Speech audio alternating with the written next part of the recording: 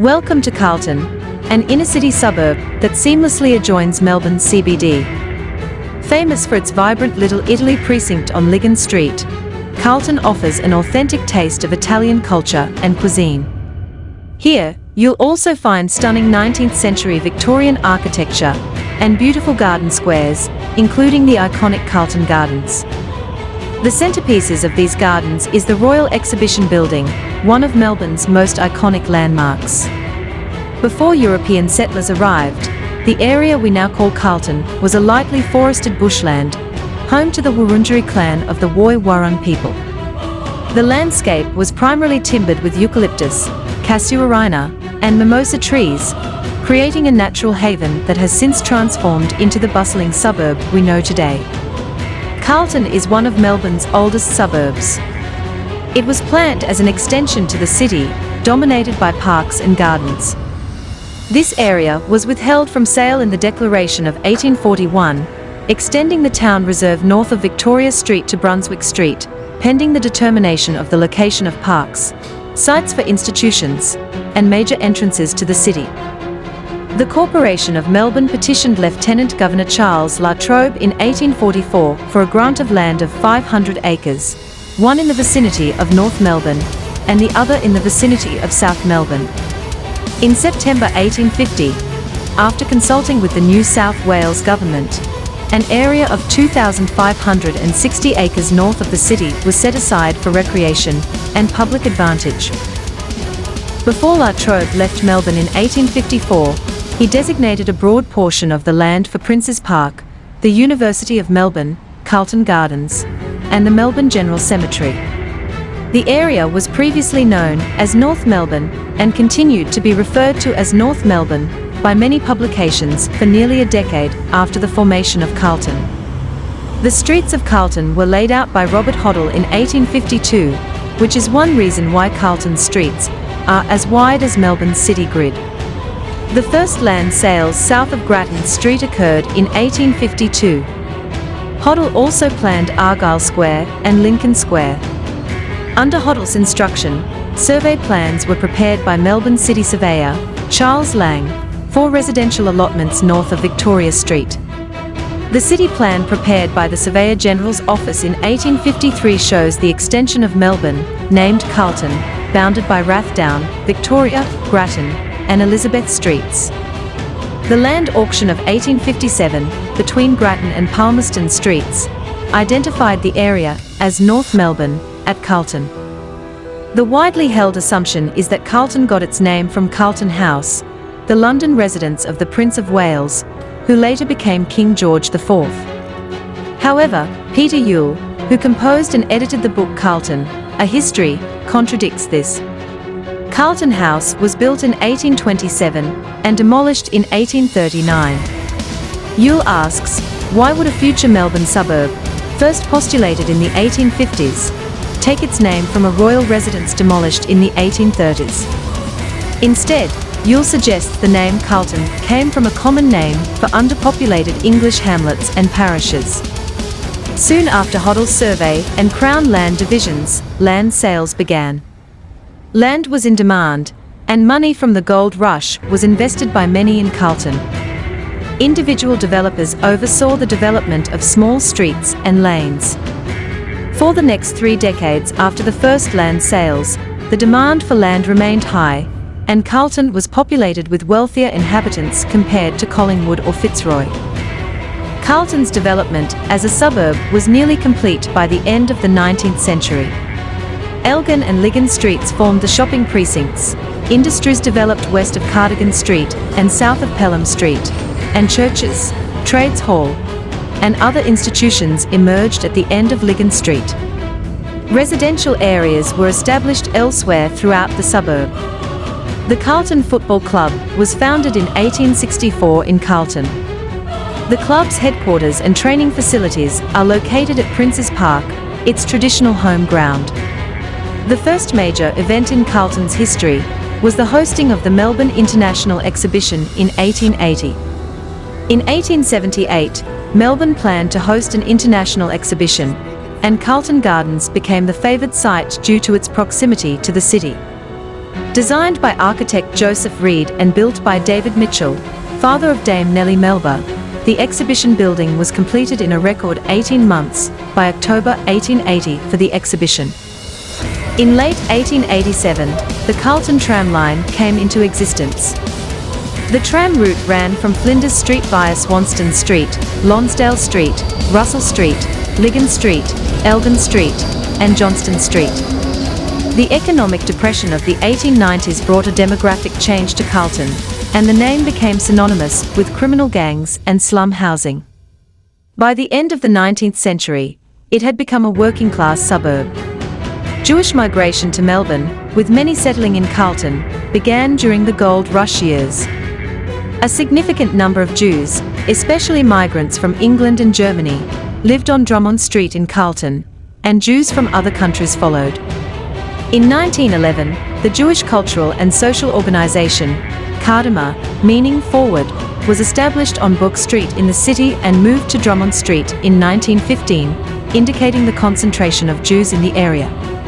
After World War I, many more Jews from countries like Hungary, Poland, and Germany moved to Australia, with many residing on Drummond and Rathdown streets. Jewish-owned businesses sprang up in the area.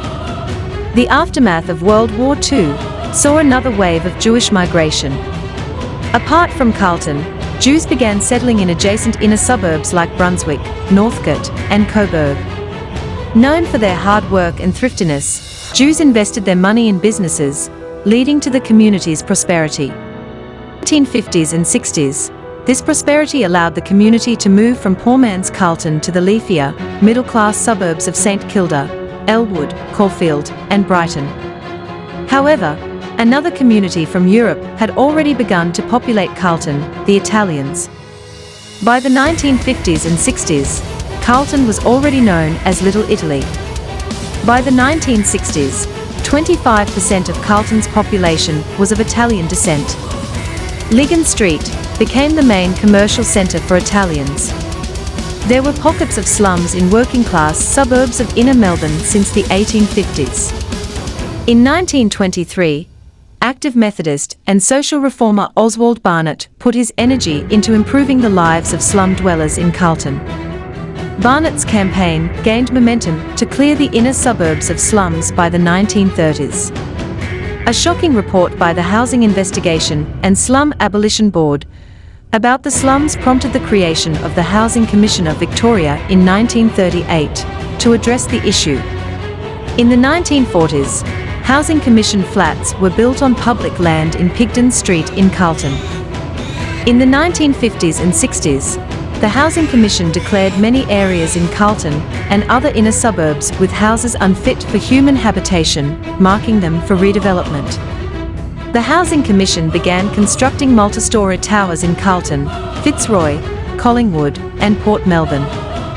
For many, this was a challenge to the traditional low-rise urban form of Melbourne. The Carlton Association was formed in March 1969 by the residents of Carlton and Carlton North to mobilise opposition against the Housing Commission of Victoria's plans and successfully blocked many of the redevelopment proposals. It ceased to exist in 1993.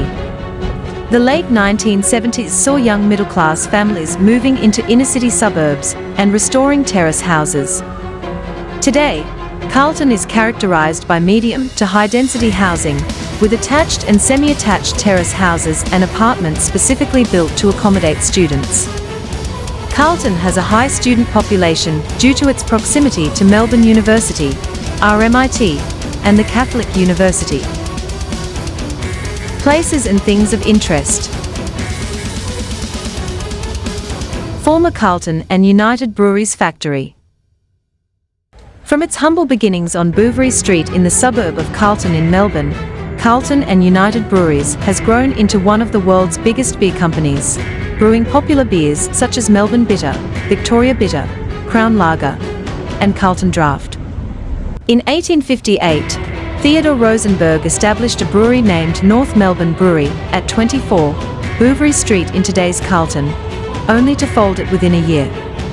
Though the proposed suburb of Carlton was advertised in the Government Gazette of 1852, the area was still known as North Melbourne.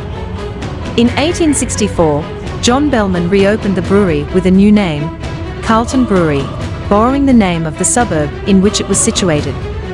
In 1865, he sold it to Edward Latham. Born in Liverpool, England, as the fourth son of a contractor, Latham came to Victoria to care for an invalid brother. A day after arriving in Melbourne, his brother died. Latham soon left for Tasmania, and after travelling through Tasmania, he returned to Melbourne in 1864, looking for a business to buy. Carlton Brewery was on the market for sale. Together with George Milne, Latham bought the business. Milne retired soon after, making Latham the sole proprietor. As the business grew, the site at Carlton was expanded with more stables and cellars, and a brewing tower was constructed in the early 1870s. In 1881, Latham sold the company to Melbourne Brewing and Malting Company, but retained a large shareholding and remained as a manager until 1884, as per the conditions of the sale. In 1907, 6 breweries, Carlton, Macracken City Brewery, Victoria, Castlemaine, Shamrock, and Foster's, merged to form a new company, Carlton and United Breweries. Cub ceased its operations at Bouverie Street in 1987 after the company consolidated its operations at Abbotsford. Most of the buildings at the site were demolished in the 1990s. Today, leaving only the outside granite wall, a multi-story commercial and residential complex is constructed over the structure. The Royal Exhibition Building. The Royal Exhibition Building was constructed for the Melbourne International Exhibition of 1880. It also hosted the Centennial International Exhibition of 1888 and served as the venue for the formal opening of the first Parliament of Australia in 1901. Designed by architect Joseph Reed, the building features a unique blend of classical and modern architectural styles and is recognised as a UNESCO World Heritage Site. In 1901, Australia federated, and the inaugural session of the first Parliament of Australia was held at the building. The first Parliament of the Commonwealth of Australia was opened in the Exhibition Building, at noon, on the 9th of May, 1901 by the Duke of Cornwall and York, who later became King George V. After the official opening, the Federal Parliament moved to the Victorian State Parliament House, and the Victorian Parliament moved to the Exhibition Building. For the next 26 years, the Victorian Parliament operated from there. The Exhibition Building was also a venue for the 1956 Summer Olympics, hosting the basketball, weightlifting, wrestling, and fencing events of the modern pentathlon. Today, the building continues to host various exhibitions and events.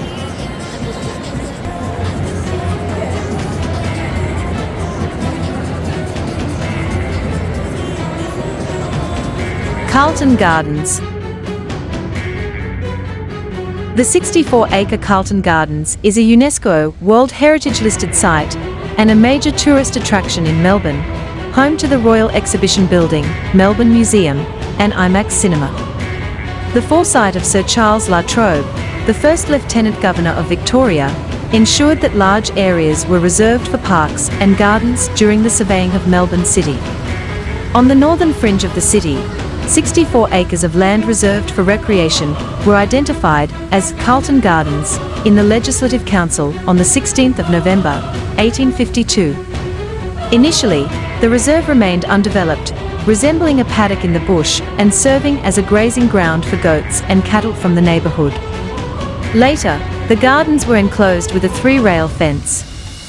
In 1857, Edward La Trobe Bateman, who was also a cousin of Lieutenant Governor Charles La Trobe, was engaged to design the garden, resulting in the layout of paths and other features. By 1859, the council had undertaken many improvement works on the gardens, including clearing the ground of stumps and creating footpaths. However, the council faced opposition from some residents who viewed the gardens as a reserve exclusively for grazing their goats.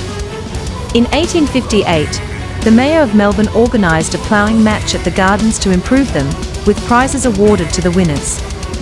15 horse-drawn ploughs and 1 bullock-drawn plough participated in the match, with each participant required to plough 60 perches. In 1864, an application was submitted to the government under the Land Act of 1862 for a Crown grant to the Melbourne City Council for the gardens. The site was declared a permanent reserve and vested in the Melbourne City Council as trustees on the 12th of February, 1864. The gardens did not progress much under the council-appointed gardener William Hindman, resulting in his dismissal in 1870.